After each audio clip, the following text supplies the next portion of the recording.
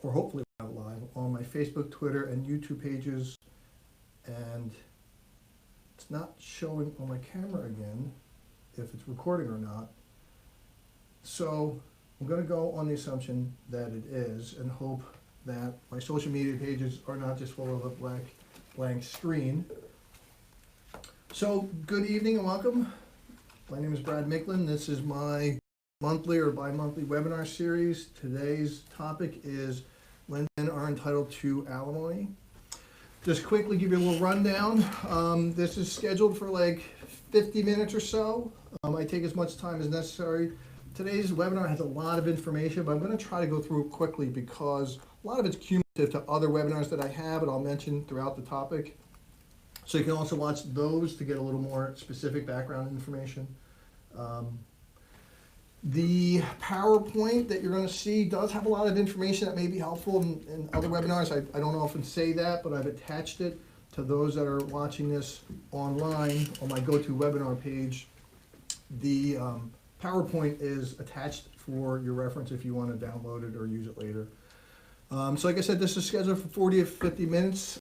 I will stay as long as it takes both to get through the information and any questions you may have. Those that are online have a panel, or should have a panel, on your right, which by the way, anybody that's watching online, if you just give me a quick comment on the bottom where it says like questions or chat, so I can know that the audio and the visual are working. Like I said, I'm not sure if my social media pages are working or not, so hopefully they are. So getting back to the time, I will stay as long as it takes to get through both the information and any questions. I recommend you put the questions in the chat panel as we go through this, even though I won't address them then. And I'll get to them afterwards. That way you don't forget about the topic or get distracted on some other issue. But I don't stop doing it because I just think it's better to go through all of it in case your question gets answered before then. It's a one-way communication, so you should be able to see and hear me, but I can't see or hear you. All right, so I think that's enough intro. Let's start jumping into the information. So this is me, in case those of you watching that haven't met or worked with me. My name is Brad Micklin. I'm the attorney and managing member of the Micklin Law Group. I am licensed in New Jersey, both state and federal courts. I'm the founder and managing member of the Micklin Law Group.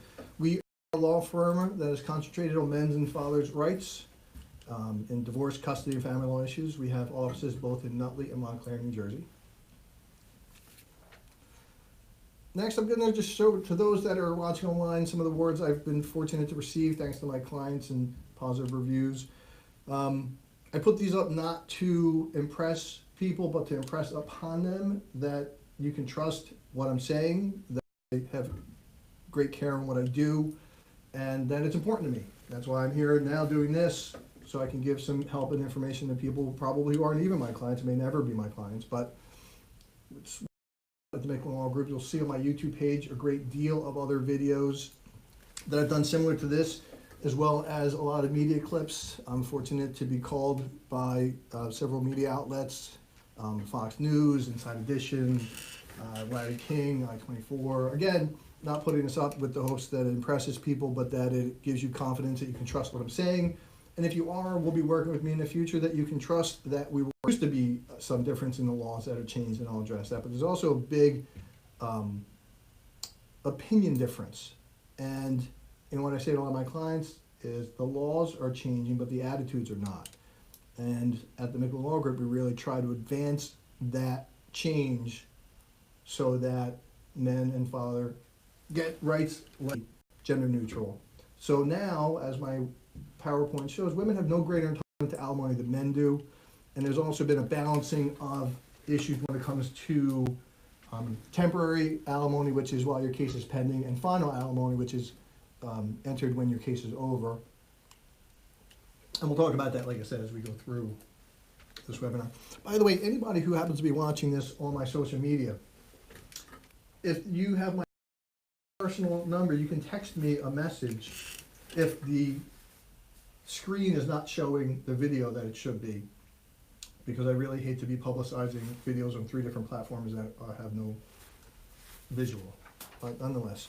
So let's jump into, now also let me just give you, I'm going to go through the types of alimony in a second, but as I mentioned when I began the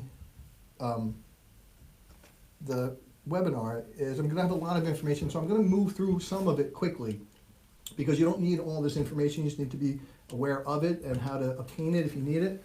And I'm going to focus more on what I think is important, because a lot of the statutes and the case law have a lot of details that are not important, and you can get lost sometimes in them.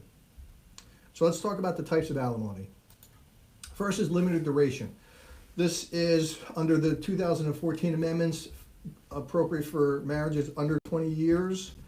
The interesting thing about limited duration is that it will terminate at the expiration of the time. It cannot be extended in duration.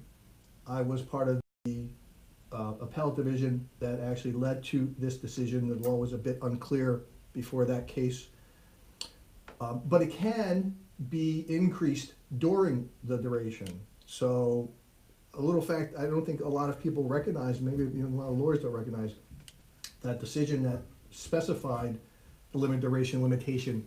It can be, if a change of circumstances occurs, the amount can be increased, yet I've never seen anybody seek that because I don't think they're aware of its possibility. Open duration law, for marriages 20 years or more, or where there's maybe exceptional circumstances. This is a term that came out of the 2014 amendments, because prior to that we had what was considered permanent, or what was called permanent alimony. But for reasons I won't get into, it could have been modified or terminated, so permanent wasn't really permanent, so they just did away with the term.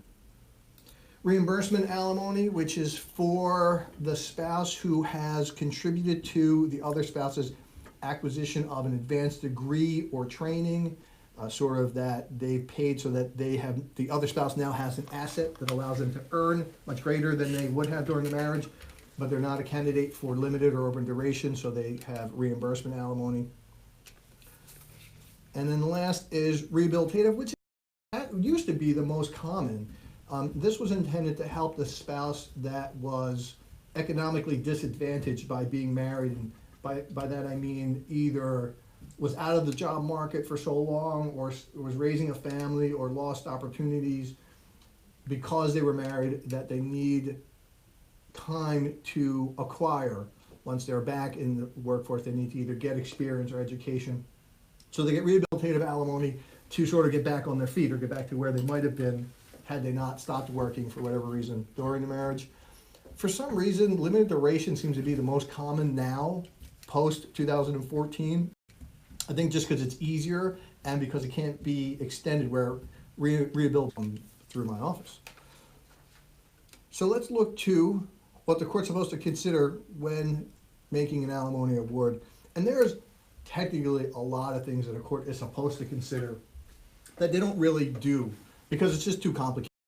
But I'll go through all of them, like I said, quickly, so that you have them, and highlight what I think is important to know about them. So the first is one of the most important, the actual need and ability of the parties to pay. This is where the court looks at both income history as well as income potential in the future, as well, and that's on the paying and receiving spouse, but also what the needs of the receiving spouse are and will be in the future. Probably the most important factor inside of an alimony analysis for a court. Next would be the duration of the marriage or civil union. Obviously, the longer you're married, the longer your alimony is likely to be. Another very important factor.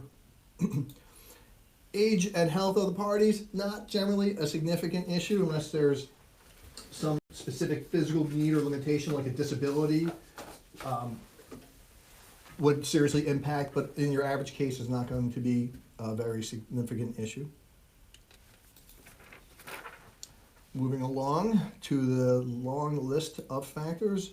The standard of living during the marriage, another important factor. Almost probably equally as factor is ability to pay and needs, because the purpose of alimony is to allow the needy spouse to lead a comparable lifestyle. And that's where standard of living analysis is important. Now remember, Comparable is not equal. It's never comparable when you divide one house into two. So it's comparable. Now here, let me see if I can get my highlighter up without messing up the PowerPoint. Here is an important point. So neither party, even to the women, truth be told, sorry if that's offensive to people, but historically that was. And the concern at the time was maintaining the status quo during a divorce, meaning keeping everything the same, but they were only looking at the person who needed the money, not the person who was paying it. So quite often you were getting an alimony award, a temporary alimony award, that enabled the needy spouse to lead almost the identical or similar life, but the paying spouse to have a significant decrease in his or her lifestyle. So the amendment really addressed it, and because it was more commonly awarded to women, this was something implicitly not gender neutral in the 2014 amendment. Next factor is the earning capabilities. That goes along with the ability to pay. It's another criteria because earning capabilities, educational levels, and the like don't always parlay equally into somebody's earning capacity, current or future. Often you'll see issues about imputed income because maybe they have an earning capability or educational level above what their earning currently is.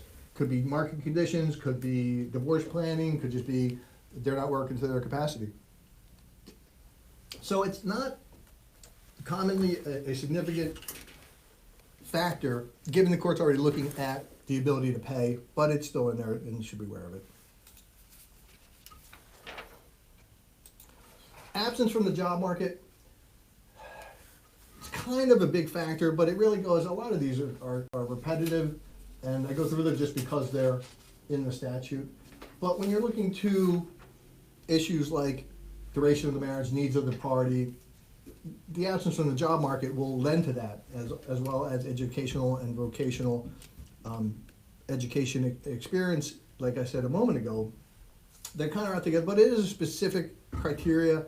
I think the reason they have it specifically itemized, separate from what we saw a moment ago about employment and vocational skills, is because you may have education background, a degree, or specialized training, but been absent so long that it's not relevant, that you've been bypassed by changing the technology or in the law or in the marketplace, that your degree is as valuable as it might suggest.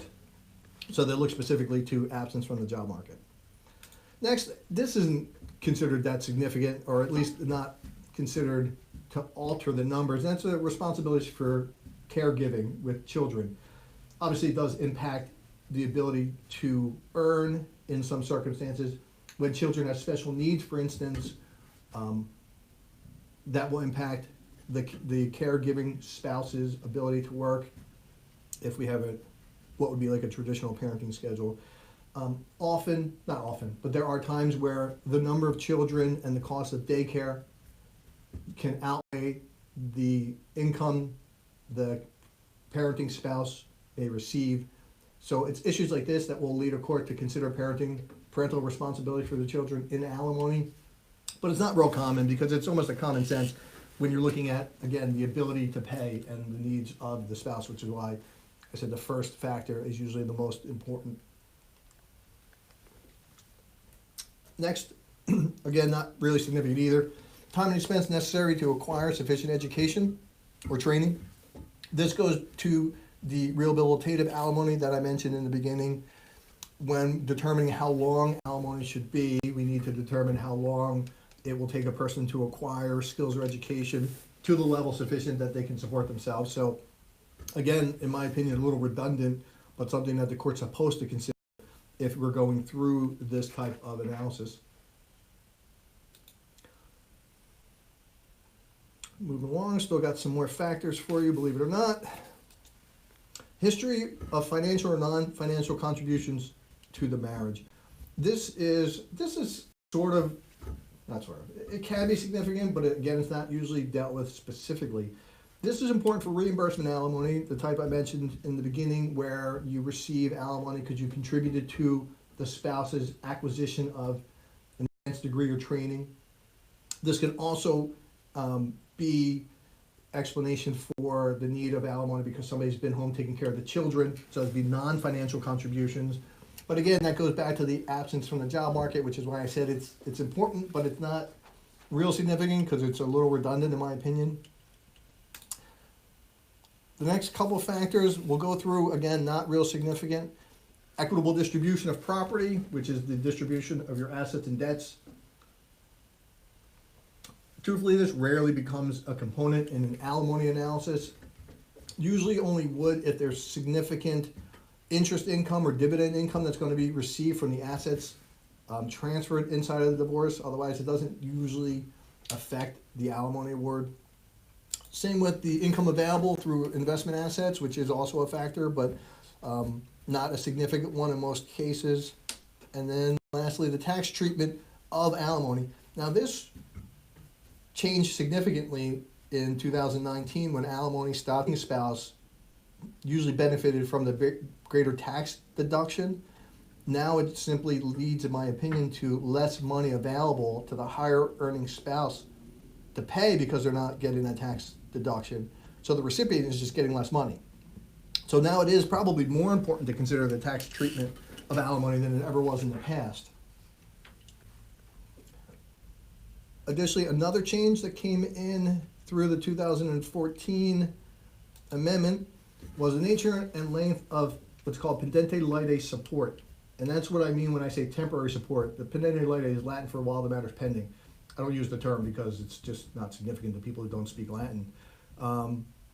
Before 2014, the alimony that you paid during your case was never credited to the term of your alimony afterwards. So let's say you were married 10 years. So largely the new statute, for instance, says the 2014 and say that your alimony can't be longer than the term of your marriage. So you only get up to 10 years. Rarely do you get 10 years, so in a typical situation, you would get 5 to 7, let's say.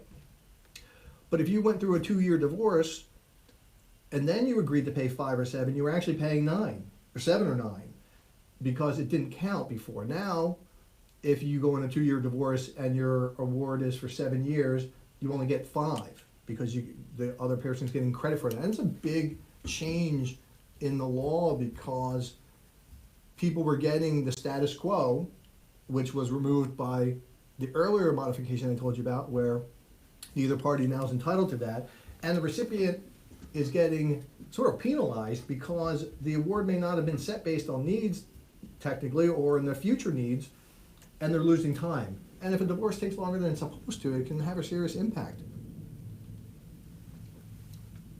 So that change is also now a significant factor post-2014 to consider.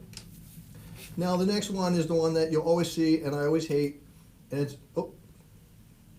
any other factor. I don't know why it advanced. Any other factors the court deems relevant.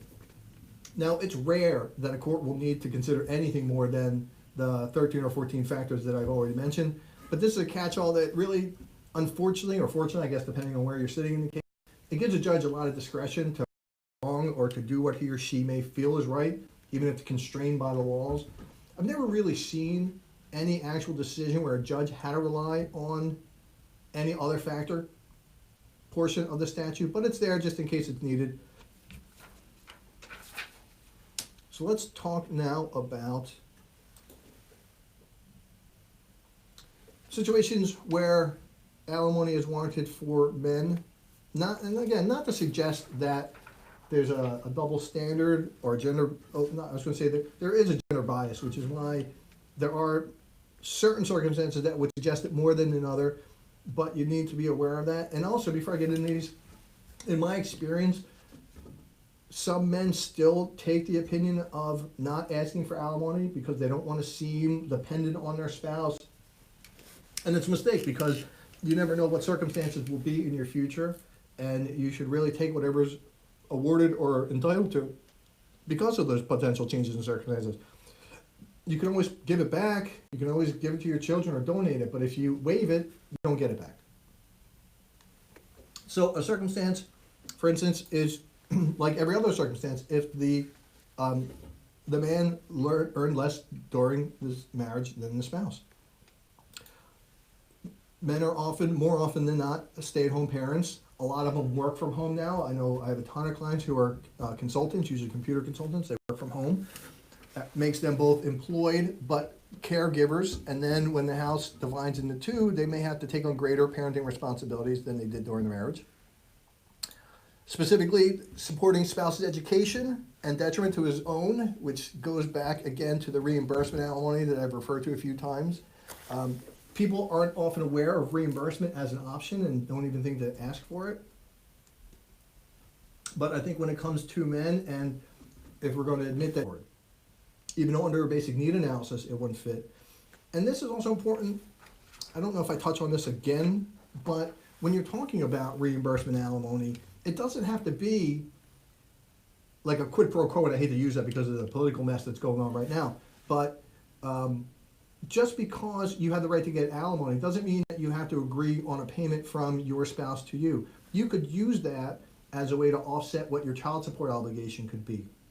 You can use that to change the payment of equitable distribution. So when you consider asking for alimony, especially reimbursement alimony, it doesn't have to be a dollar for dollar payment. It can be just a that you use as a credit somewhere else, which is another and more important reason to ask for it in your case.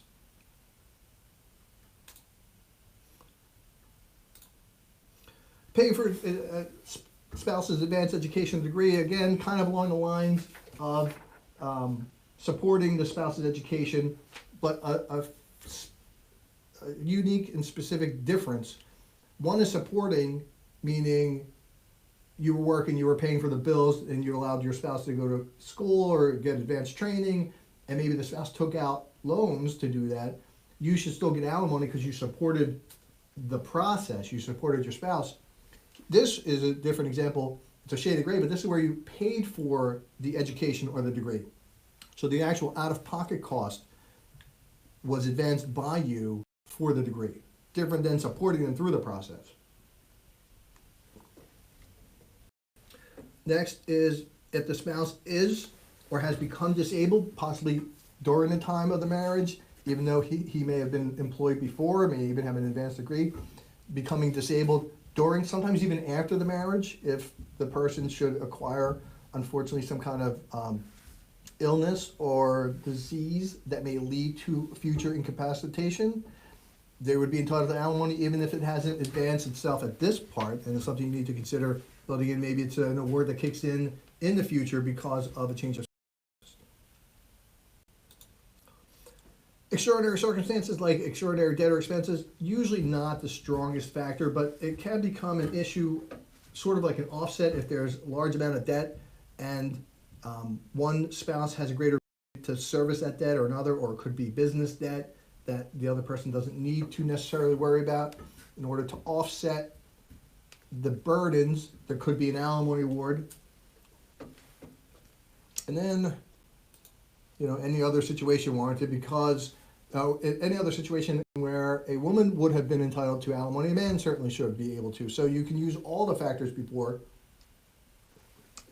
And I say that only because I do still believe there's a gender bias, despite the changes in the law from 2014 and changes in people's attitudes even up to date. So now I want to talk a little bit about and I call them recent changes, even though it's not so recent any longer, and I've alluded to a lot of them, and that is the most of them are going to be the 2014 amendments as well as the changes in the tax code, but let me just go through it specifically. So one of the most significant changes, and I alluded to it before, is that it's no longer tax deductible, and this is huge for a lot of reasons. First of all, the way money used to be calculated, making up the number that we thought it was going to be when we really didn't know the actual tax consequence. It's like paying 20, but it really wasn't accurate because we didn't know that. I mean, in the past you had mortgage and real estate tax deductions that you don't have because of the recent tax changes. Things like that really impact the calculation, and a lot of lawyers and even judges, I find, are still using the old method that was far from accurate. So you really need to get to what the net number will be for either party, more so the paying spouse needs to know the number coming out, but the recipient should also have a sense of it, because he or she, in this circumstance it should be he, should know if the paying spouse has a greater ability to pay, net income is higher. So don't go on the assumption that because their net income is calculated as 25% of the difference, doesn't mean it actually is. So to summarize the point on that, because I get a little winded on this topic, it's important to me, is find out what the net numbers are before agreeing to alimony. Next, we'll go through, actually, I think we're moving a little faster than I thought we were going to, which is good. Some of the recent changes, like I've been alluding to, but let's summarize them here, especially those that are going to download the PowerPoint or do some research and not actually have the audio. But before I go, I'm going to breeze through these changes because I talked about a lot of them already, and they're law. So you don't need to know that they changed, you just need to know what the law is. But also, I did a couple other webinars that you'll find on my YouTube page, which is Brad Micklin, and many of them are on my website, which is micklinlawgroup.com. And you can just run a word search for these. So the first one I did, I think was shortly after the alimony reform, about 5 years ago now. It's called Alimony Reform, What Are My Rights? And it's on my webpage. If you run that search with my last name, you should be able to find it. That was done about 5 years ago. I also did another one about a year ago called Men's Alimony Laws in New Jersey, Their Transformation and Evolution. Again, if you run those searches, you'll get that. And that discussed a little bit about the pre and post changes in 2014.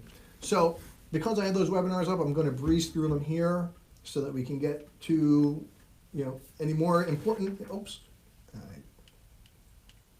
I just hit it. I got to hit back, I think. Or am I going forward? Okay, so I hit my pad and I went back. So let me go forward to where I left off. No, not to hit that part. All right, so as of 2014, no more permanent alimony. It's called open duration. But also, and I touched on this throughout the webinar, but not when I talked about open duration, is that it speaks to alimony not being, well, I was going to say not being longer than a marriage, but that's actually not what it says. What the law now says is if your marriage is less than 20 years, alimony cannot be longer than the term of the marriage. It doesn't necessarily mean that if it's over 20 years, it has to be the term of the marriage, because that's not what it says. That's an important point for anybody who may be paying alimony in a more than 20-year marriage. But because this is about men receiving alimony, I'm not going to go deep into that. Cohabitation is now defined, codified in the statute. Before, it did not belong, it did not exist there. We went by case law. That's important, again, for settlement terms more so than trials and judge awards, because now you can rest on the statute addressing cohabitation if you don't have it in your agreement, or you can address it in your agreement differently than the statute says, but now it's clear because before, it not being in the alimony statute left it unclear if you didn't put it into your settlement agreement how it affected it. It became easier to retire or to seek retirement. This was 2014 change. People who were paying alimony were in a horrible catch-22 because they needed to have a change of circumstance to modify or terminate alimony, so they would have to go to court and say, I want to retire, but I can't afford to pay. The judge would say commonly, well, there's no change of circumstance until you actually do retire. Then they would retire, and in some circumstances get denied their reduction, so now they gave up their job, but still have to pay their alimony. Now it says you can prospectively retire, or you can prospectively approach the courts and say, I want to retire, but I need to know if my alimony is going to be modified or not before I do it. It also distinguished between what self-employed individuals have to show when seeking to terminate alimony. Not going to go into depth. You can go to the statute or call me with questions, but it just made it so that the courts will look more carefully at their income and their perks, as opposed to just looking at a W-2's pay stub or tax returns. Prospective, not retroactive application, like I said, now change the rules. This is also important because prospective has a different set of rules. Well, let me change that. alimony agreements before 2014 have different set of rules about being able to prospectively seek retirement as opposed to agreements after the 2014 that put it into the law. So if you have a pre-2014 agreement and you're the person seeking to potentially retire, read the statute carefully so you understand what you need to establish in order to be able to do so.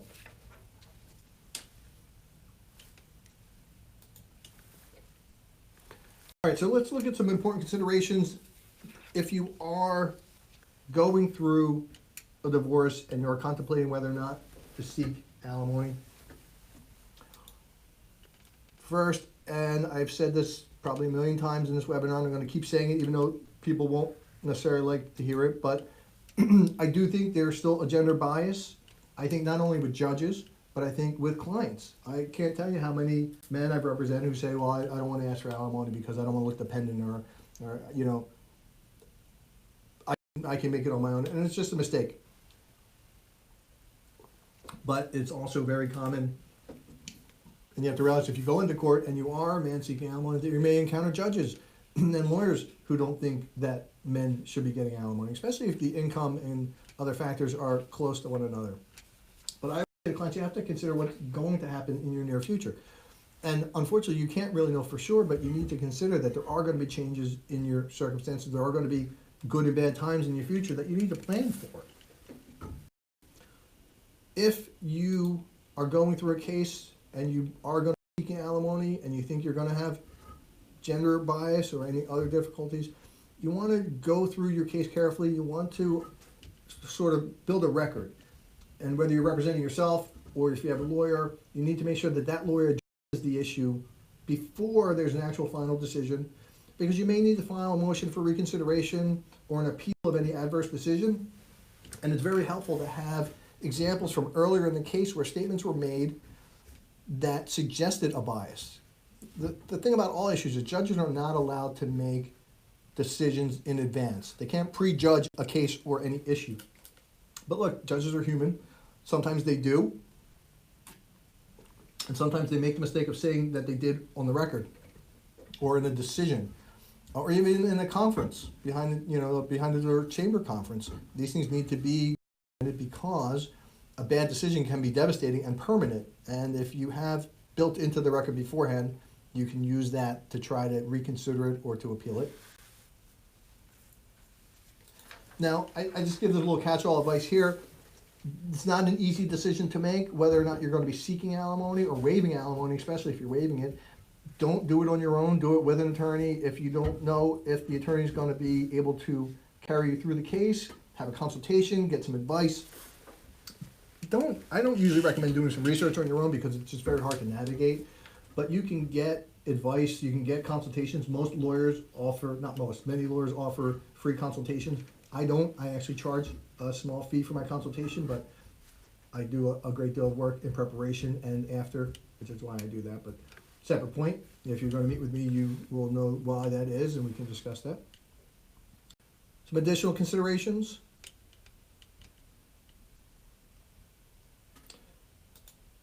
Retroactive modification, which means for your temporary support or your pendentia lite support, if you're receiving it, because it's also about men receiving alimony, you'll be told it can be modified at the end. It's a case called Malamo versus Malamo.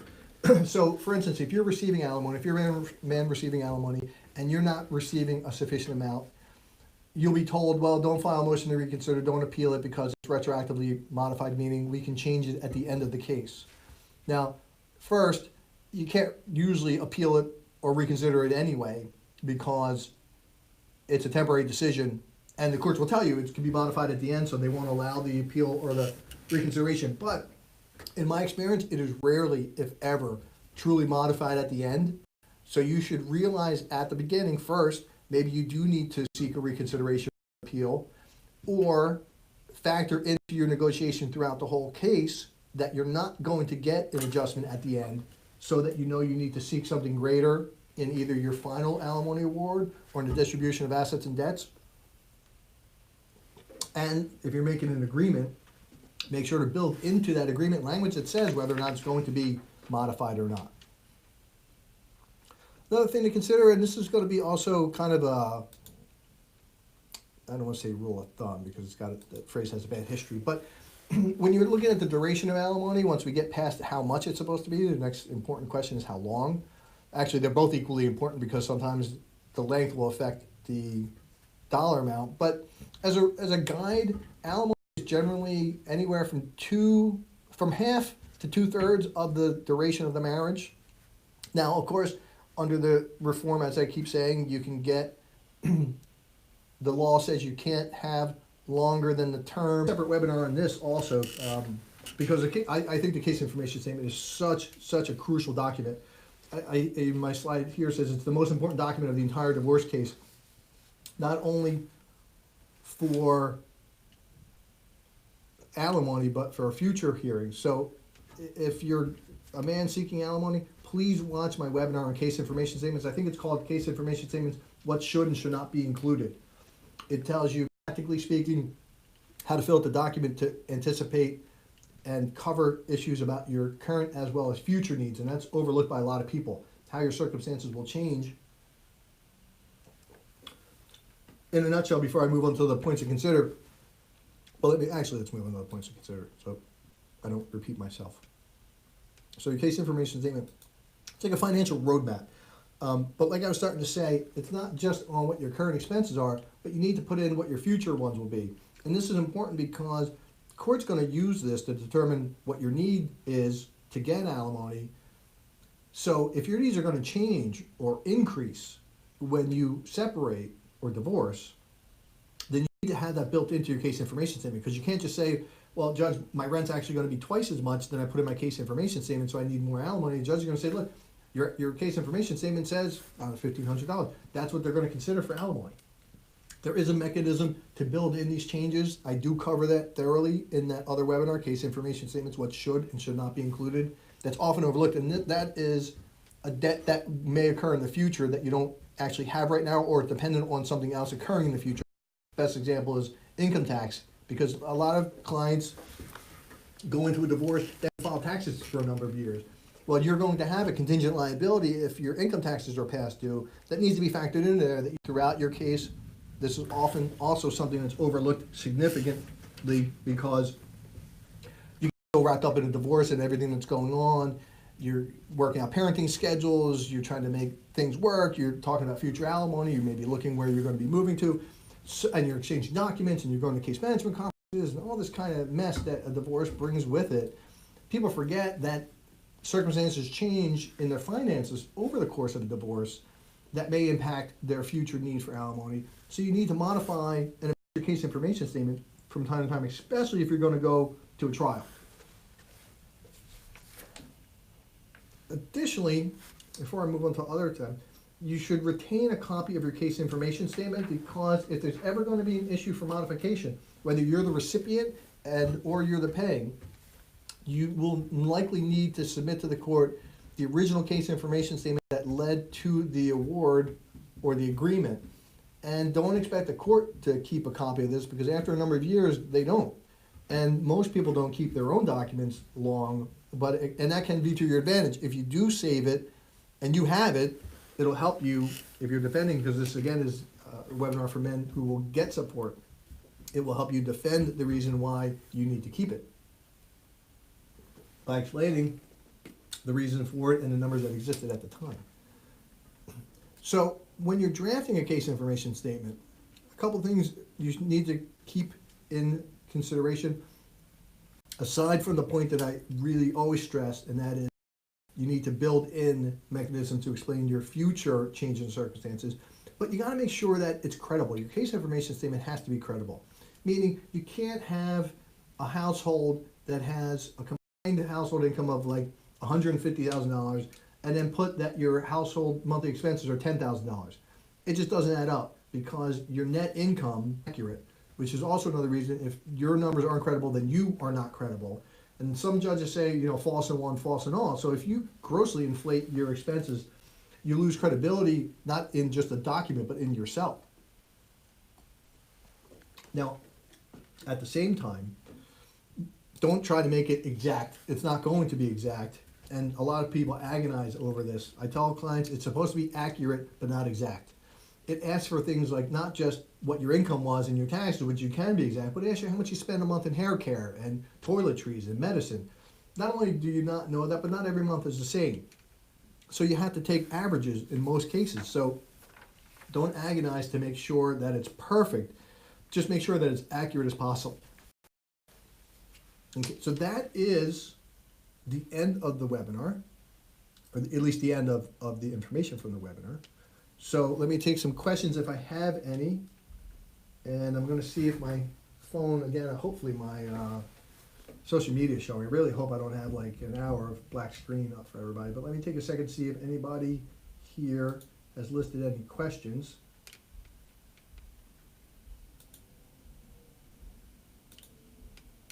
I don't see any, which I don't know if that's a good or bad thing. Either I really covered the information well for people, or they just lost interest. I may just quickly launch a poll then. Let me see if I have it. All right, so yeah, let me see if I can launch a poll since I got a couple minutes left in my time frame here. Now, by the way, if I don't do this right, I'm sorry, because I don't usually launch these during my webinars, but I just have a weird urge to now. So let me launch that and see. All right, so now it says distributed. How did you hear about this webinar?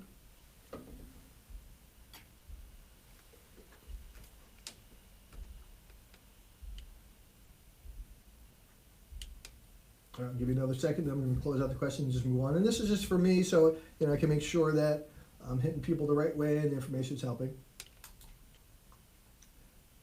Next is this a good time?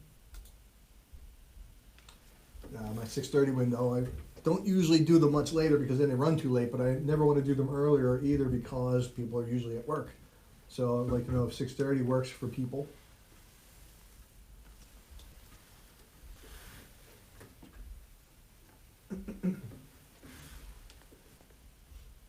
All right, moving on along.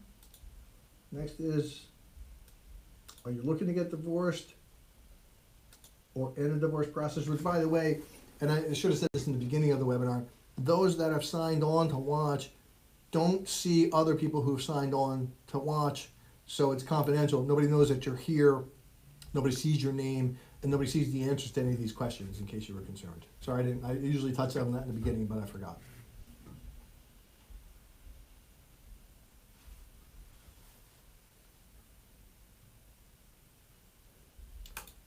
Next. Which, by the way, if you're on my social media, that's really the end of it because I don't have any questions. So I'm still going to run it until I'm done here, but you can stop watching if you're not interested any longer in my poll results. Did we answer your questions?